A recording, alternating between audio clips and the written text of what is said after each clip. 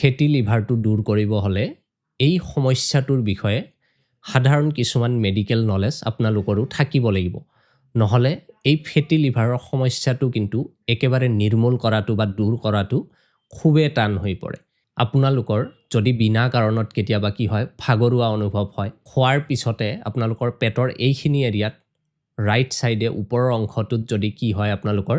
কিংকিঙীয়া বিষ অনুভৱ কৰে, পেটটো যদি একদম ফুল হৈ থকা যেন অনুভৱ হয়, অলপমান খাই দিলে যদি কি হয় আপোনালোকৰ পেটটো ফুল হোৱা যেন লাগে,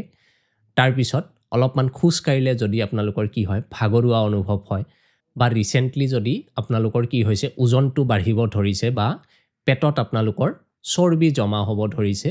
আৰু তাৰ লগতে যদি আপোনালোকৰ ট্ৰাইগ্লাইচেৰাইড বা কলেষ্ট্ৰলটো বাঢ়িব ধৰিছে নহয়, তেনেহ'লে হয়তো আপোনালোকৰ ফেটি লিভাৰ হ'ব পাৰে। যদি এনেকুৱা ধৰণৰ লক্ষণ আপোনালোকে অনুভৱ কৰিছে নহয়, আপোনালোকে তাৎক্ষণিকভাৱে গৈ এখন আল্ট্ৰাছাউণ্ড কৰিব বা ছ'ন'গ্ৰাফি কৰিব। ছ'ন'গ্ৰাফি কৰিলে যদি কিবা ফেটি লিভাৰৰ সমস্যা হৈছে সেইটো তাতে ধৰা পৰিব। আৰু এইবোৰ মানুহে এই সমস্যাটো দূৰ কৰিব হ'লে আচলতে ফেটি লিভাৰৰ বিষয়ে বেছিক কিছুমান মেডিকেল নলেজ ভালদৰে বুজি ল'ব লাগিব, আৰু নিজৰ লাইফষ্টাইলটো নিজৰ ডায়েটৰ ক্ষেত্ৰতে হওক বা অভাৰঅল নিজৰ যিটো লাইফষ্টাইল আছে সেইটোত কিছুমান বেছিক পৰিৱৰ্তন আনিব লাগিব। ফেটি লিভাৰৰ সমস্যাটোক যদি মই একদম সহজ ভাষাত বুজাব যাওঁ নহয়, আপোনালোকে আপোনালোকৰ লিভাৰটোক আপোনালোকৰ শৰীৰৰ এটা ফুয়েল টেংক বা ড্ৰাম বুলি ধৰি লওক। আপোনালোকৰ বাইকত যেনেকুৱা কি থাকে তেলৰ টেংকি থাকে, গাড়ীত যেনেকুৱা তেলৰ টেংকি থাকে, ঠিক আপোনালোকৰ শৰীৰত শক্তিখিনি ৰাখিবৰ কাৰণে ধৰি লওক সেইটো এটা টেংকি বা ফুয়েল টেংক। যেতিয়া আপোনালোকে কি কৰে, যিখিনি শক্তি প্ৰতিদিনে খৰচ কৰে তাতকৈ যদি বেছি শক্তি বা কেলৰি আপোনালোকে গোটেই দিনটোৰ ভিতৰত খায় নহয়, সেই অতিৰিক্ত যিখিনি কেলৰি আছে বা শক্তি আছে সেইটো আপোনালোকৰ লিভাৰ চেলতে কি হয় জমা হৈ থাকে,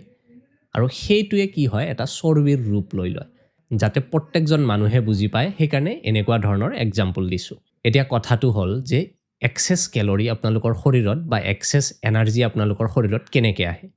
এইটো আপোনালোকৰ খোৱা বস্তুৰ পৰা আহে। আপোনালোকে যদি খুব বেছি কি কৰে, ৰিফাইণ্ড যিবোৰ কাৰ্বহাইড্ৰেট আছে, ৰেডি টু ইট আৰু ৰেডি টু কুক, বিস্কিট হৈ গ'ল, ব্ৰেড হৈ গ'ল, যিবোৰ বস্তু কি হয় ৰেডিমেড আহে, ময়দা হৈ গ'ল, ময়দাৰ পৰা বনোৱা বস্তু, তাৰপিছত চেনিৰ পৰা বনোৱা বস্তু, খুব বেছি মিঠা বস্তু, চেনি পৰিমাণ ইমানখিনি হ'ব পাৰে 5 গ্ৰাম, কিন্তু তাতে বহুত বেছি কেলৰি থাকে। হয়তো আপোনালোকে সিমানখিনি কেলৰি কি নকৰে, খৰচ নকৰে বা সিমানখিনি শক্তি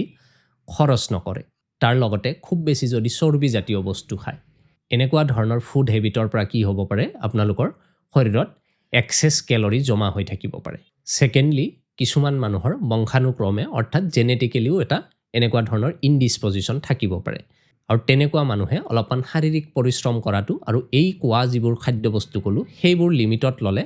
তেওঁলোকে সুস্থ থাকিব পাৰে। থাৰ্ডলি, যিবোৰ মানুহৰ কি হয় শাৰীৰিক পৰিশ্ৰম একেবাৰে নহয়, সেইবোৰ মানুহৰো ফেটি লিভাৰ হোৱাৰ যিটো সম্ভাৱনা সেইটো বেছি থাকে। ফৰ্থ হৈছে যিবোৰ মানুহৰ কি হয় ইনচুলিন ৰেজিষ্টেঞ্চ হৈ যায়। ইনচুলিন এনেকুৱা এটা হৰমন যিয়ে কি কৰে আপোনালোকৰ শৰীৰত যিটো ব্লাড চুগাৰ লেভেল আছে সেইটো কমাই দিয়ে বা সেইটো কণ্ট্ৰল কৰে, নিয়ন্ত্ৰণ কৰে। সেই যেতিয়া ইনচুলিনে কি হয় ৰেজিষ্টেঞ্চ হৈ যায়, অৰ্থাৎ ইনচুলিনে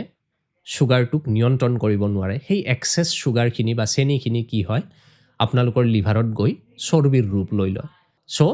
এইকেইটা কাৰণত আপোনালোকৰ কি হ'ব পাৰে নন এলকহলিক ফেটি লিভাৰ ডিজিজ হ'ব পাৰে। আৰু ছেকেণ্ড হৈছে এলকহলিক ফেটি লিভাৰ ডিজিজ। এইটো আপোনালোকে নামৰ পৰাই ধৰিব পাৰিছে যে যিবোৰ মানুহ কি কৰে ড্ৰিংক কৰে বা মদ্যপান কৰে তেওঁলোকৰ ক্ষেত্ৰত যদি ফেটি লিভাৰ হয়, তাতে এই এলকহলটো এজ এ ফেক্টৰ যদি থাকে সেইটোক আমি এলকহলিক ফেটি লিভাৰ ডিজিজ বুলি ক'ব পাৰোঁ। এতিয়া হ'ল আপোনালোকে ফেটি লিভাৰটো ডায়েগনচিছ কৰিবৰ কাৰণে বিশেষকৈ 3-4টা টেষ্ট কৰিব লাগে। প্ৰথম হৈছে আল্ট্ৰাছাউণ্ড বা ছ'ন'গ্ৰাফি। ছেকেণ্ড হৈছে আপোনালোকে লিভাৰ ফাংচন টেষ্ট কৰিব পাৰে। যেতিয়াই লিভাৰ ফাংচন টেষ্ট কৰে লগতে আপোনালোকে লিপিড প্ৰফাইলটোও কৰিব, আৰু লিপিড প্ৰফাইল টেষ্ট কৰিব গ'লে আপোনালোকে ৰাতিপুৱা খালী পেটত যাব। ইয়াৰ লগতে যদি আপোনালোকে আগৰ পৰাই ফেটি লিভাৰত ভুগি আছে তেনেহ'লে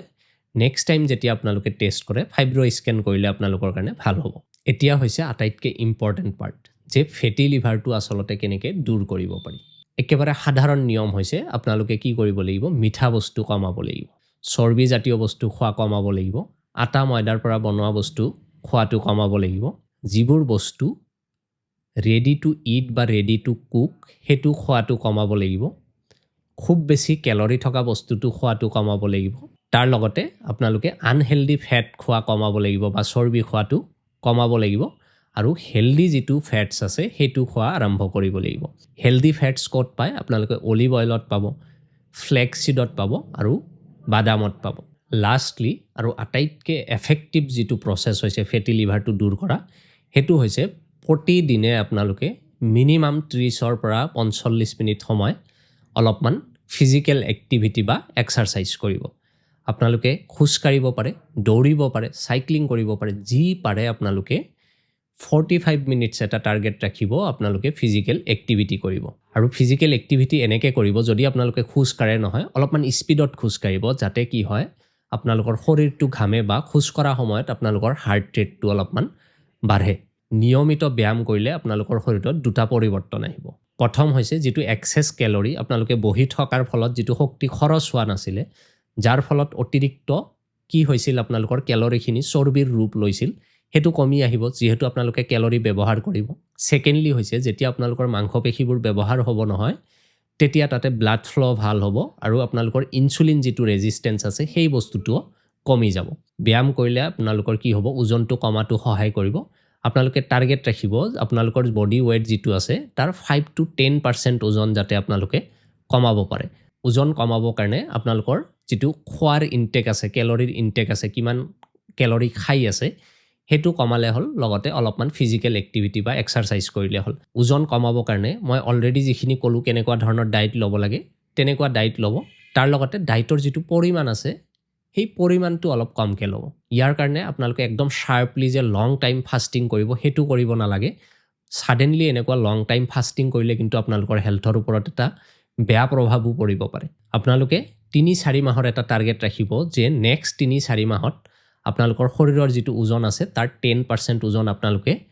কমাব এইখিনি কথা যদি আপোনালোকে ফলো কৰিব পাৰে নহয় আপোনালোকৰ ফেটি লিভাৰৰ সমস্যাটো আকৌ ঘূৰি অহাৰ যিটো সম্ভাৱনা আছে হেতু কিন্তু একেবাৰে নাইকিয়া হৈ যাব কিন্তু যদি এক্টিভলি আপোনালোকে এতিয়া ফেটি লিভাৰত ভুগি আছে হেতু সময়ত কিন্তু আপোনালোকৰ মেডিসিন লোৱাৰ প্ৰয়োজন আছে আৰু ফেটি লিভাৰৰ চিকিৎসাৰ ক্ষেত্ৰত আটাইতকৈ এফেক্টিভ দুটা হোমিওপ্যাথিক মেডিসিন হৈছে কাৰ্ডাছ মেৰিয়ানাছ মাদাৰ টিংচাৰ